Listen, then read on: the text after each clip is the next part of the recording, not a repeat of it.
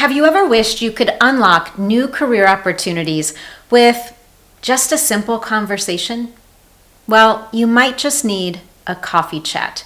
But what exactly is a coffee chat among professionals? In the United States and many other English-speaking countries, a coffee chat is essentially an informal, informational interview. It's a casual meeting at a cafe where two professionals exchange knowledge and opportunities over coffee. More than just a catch-up with a friend, these coffee chats are strategic opportunities to meet with more experienced professionals to learn more about their role, their company, and how they advanced in their career. Whether you're actively job searching, considering a career change, or looking to expand your professional network, understanding how to initiate and conduct these coffee chats can be a gateway to new career opportunities. In this Confident English lesson today, we're going to explore a few key things. Number one, we'll talk about why these coffee chats are a preferred method for networking. Number two, I want to share with you the cultural insights and the language you need in English to initiate these opportunities with confidence. And number three, I'll share with you the essential strategies you need to make sure your interactions are successful and memorable. By the end of this lesson today, you'll know exactly how to expand your network in English and make a lasting positive impression that could significantly impact your career.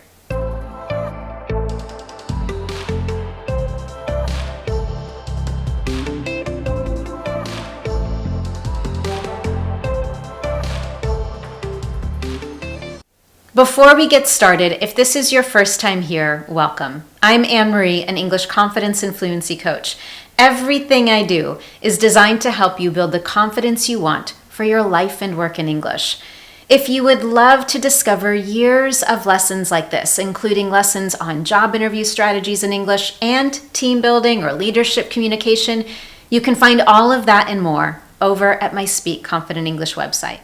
Let's get into the first of 5 key topics we're going to go over today. The first, networking know-how in English. Anytime we talk about networking in English, we're describing the practice of building relationships with individuals and businesses for professional purposes. This involves the exchange of information and resources to build connections that can be mutually beneficial. This means that it is beneficial to both people or both entities involved. And without a doubt, there are multiple benefits to networking. These include strengthening your professional connections, advancing your career opportunities, finding a mentor, accessing new information, career advice and support, gaining fresh perspectives, and developing long-lasting personal and professional relationships with others. Now, if you're familiar with networking, then you know there are often more formalized networking events. However, in English-speaking culture, we quite often prefer these informal conversations known as coffee chats.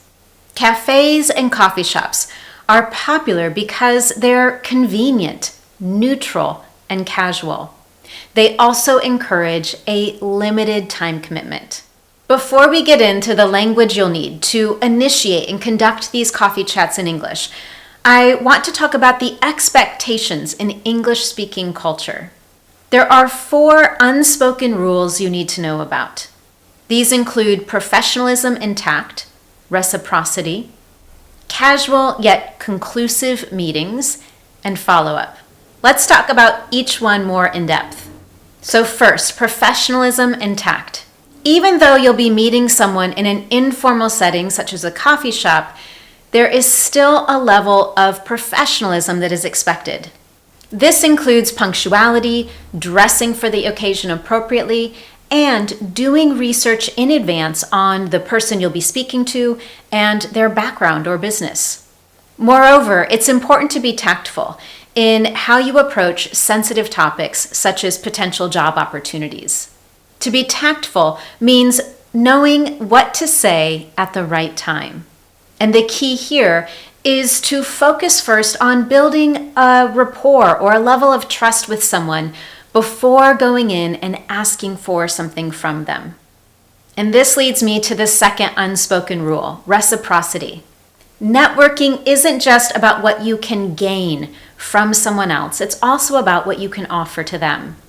And the culture of reciprocity means that networking is seen as a two-way street, offering help, advice, or a useful introduction, for example. But what if you're setting up a coffee chat with a senior leader with years of experience, know-how, and connections, and you are just now entering into that professional field? In this case, you might not feel that you have anything to offer.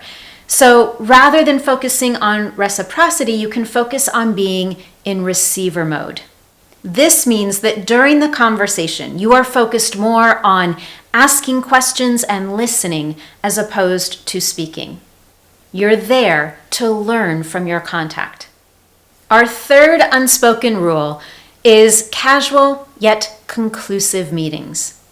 This means that although you might be meeting in a very casual location, the meeting itself or the conversation itself still needs to have a clear purpose, a limited timeline, and a conclusion.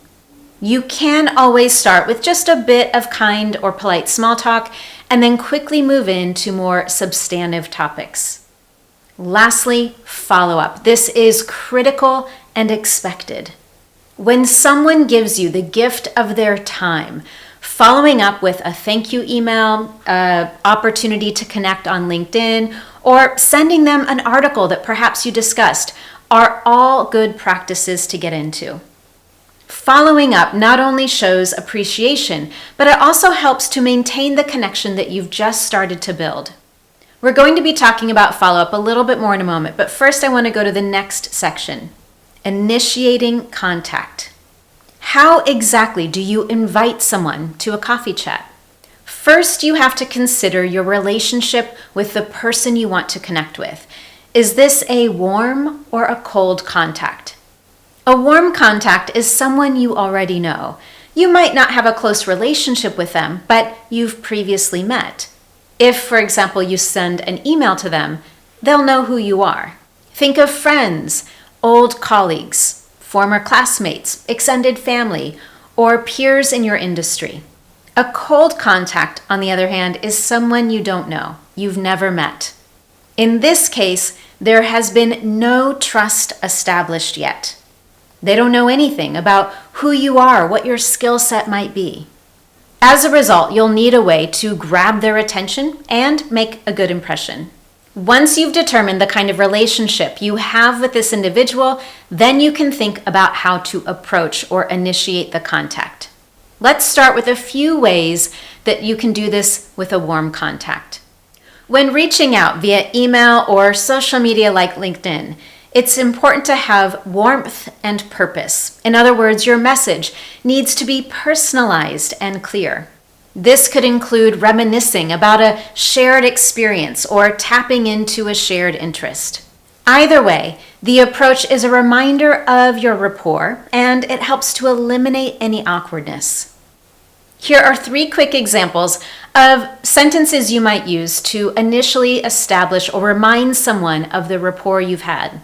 How have things been going with? And then maybe talk about a specific project you know that individual has been working on or worked on recently. Similarly, what are you enjoying most about X? Maybe this person has just started a new role or transitioned to a new company. Or I was reading, watching, or listening to X, and I thought you might enjoy this too.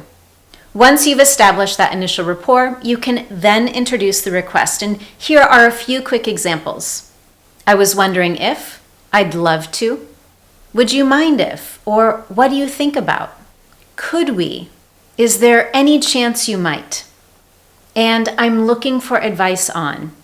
I want to give you 2 examples of what an initial email might look like when you combine those 2 elements.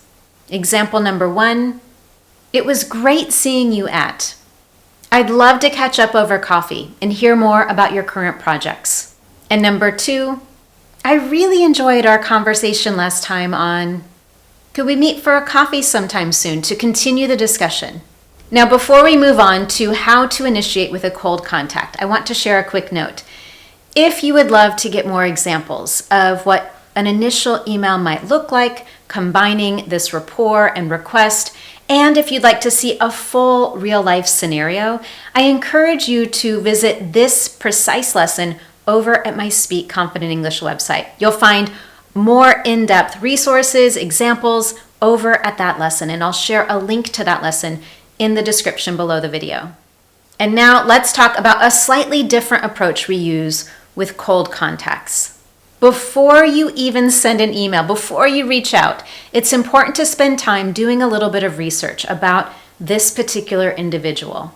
Aim to understand a bit about their role, the company where they work, and their interests. This is also a fantastic way to find out if you have anything in common with them. Once you've done your research, you can then tailor your message to their particular expertise in your field. You could also mention a particular detail about their knowledge or experience that interests you. And lastly, as you draft your initial contact, it's important to maintain concision. In other words, use just a few words to say what you want to say, and make sure your message is clear. Let me give you 3 quick examples. I recently came across your work in, and I was impressed by your insights on. I'm Anne-Marie, for example, and I would appreciate the opportunity to discuss this over coffee. Example number 2, and I specialize in. I've followed your career with interest, and I believe we could have a mutually beneficial conversation. Would you be open to a coffee chat sometime? And number 3, I'm reaching out as an admirer of your work at. I'm keen to learn more about your approach too. Could we perhaps meet for a coffee to discuss this? Once again, if you'd love more examples for how to approach a cold contact and an in-depth real-life scenario, you can find that in this lesson over at my Speak Confident English website. Before we move on to the 4th section where we'll talk about conducting the conversation, I want to make one final important point about your initial contact. It's always appropriate. In fact, it's encouraged to be clear about the time commitment you're requesting. This provides clarity in your request. It helps for quick scheduling, and quite often, it's more likely to lead to a positive response. Let me give you 2 concrete examples of how you could incorporate a specific time commitment into your ask. With a warm contact, you might say, "Could we meet for a quick coffee next week?" I'm sure a 30-minute chat would give us enough time to catch up properly. And with a cold contact, you might say, "I would greatly appreciate it if you could spare 30 minutes for a coffee chat. I'm flexible with timing, and I can meet at a location that suits you best." Once you've made initial contact and you've got your time and place ready to go, it's time to prepare for how you're going to conduct the conversation, and you'll need a few key things. First, you need to have a specific goal or purpose in mind for this conversation. Second, you may need to do more research on this individual. And third, you'll need a selected list of open questions that encourage dialogue and help you achieve your ultimate goal or purpose for the conversation. Now, when I say selected list, I do mean that you limit your questions to just a few, perhaps 3 or 4. Remember, this is intended to be a dialogue, an opportunity to ask a question, listen carefully, perhaps briefly respond, or ask for more, ask for follow-up questions. It is not intended to bombard someone with an endless list of questions. With that in mind, let me give you a few examples of fantastic open questions that encourage dialogue. This first one is focused on better understanding someone's background and experience. Could you tell me a bit more about your career path and how you got into your current position? If your goal is focused on getting industry insight, here's a great question. From your experience, what are the greatest challenges facing our industry right now? Or perhaps your goal is to get advice. Here's a wonderful question for that. What advice would you give to someone with my background entering into this field? Now, if you want more examples of open questions to use for those particular topics, or if you're looking for questions on how to find out about a company's culture, future job opportunities, or how to continue expanding your network, I've got all of those available for you in writing in this lesson over at my Speak Confident English website. Once you've asked your selected list of questions and you've reached your time limit, it's time to conclude the conversation. It's always best to end a conversation like this with conversations that keep the door open for future contact. For example, how can I keep in touch with you? Or what's the best way to keep in touch with you? Can I contact you if I have any further questions? And then follow up. I cannot underscore enough how important follow-up is. Whether it is an informal, informational interview, a wonderful conversation you had at a networking event, even job interviews, following up is essential. And I recommend that you always follow up with a thank you note or thank you email within 24 hours. Showing appreciation for someone else's time is critical. It will make your conversation memorable and it will leave a great impression. A simple, well-crafted thank you email will include a few key details. Number one, it will have a personalized touch. Of course, this includes the person's name, but it may also include a single statement commenting on something that you discussed during your meeting, something that you truly appreciated or something that stood out to you. Number two, your email will include an expression of gratitude. All you need here is a clearly stated thank you. For example, thank you so much for meeting with me yesterday. I greatly appreciate the time you took to share your insights on, and then include the topic of conversation. And finally, your email will include interest in continued engagement. Just like we talked about ending your conversation with a question that keeps the opportunities open for future contact, you want your email to do the same. Here's an example. I will definitely follow up on your recommendation to connect with. Perhaps they've recommended a person or a resource to you. And I look forward to updating you on how it goes. You now have a comprehensive process for preparing for, initiating, conducting, and following up on professional networking opportunities, along with the cultural expectations or insights you need to know about. I've highlighted a few times that I have additional examples for you and real-life scenarios in this particular lesson over at my Speak Confident English website. If you're in the process of expanding your professional network, I recommend that you hop over to that lesson to get everything that you need. And now I want to finish with a question for you. Take a moment to think about someone you've wanted to reach out to. Consider whether it's a warm or a cold contact. And then write a very short, simple email initiating that contact. If you want, you can always share your example with me in the comments below.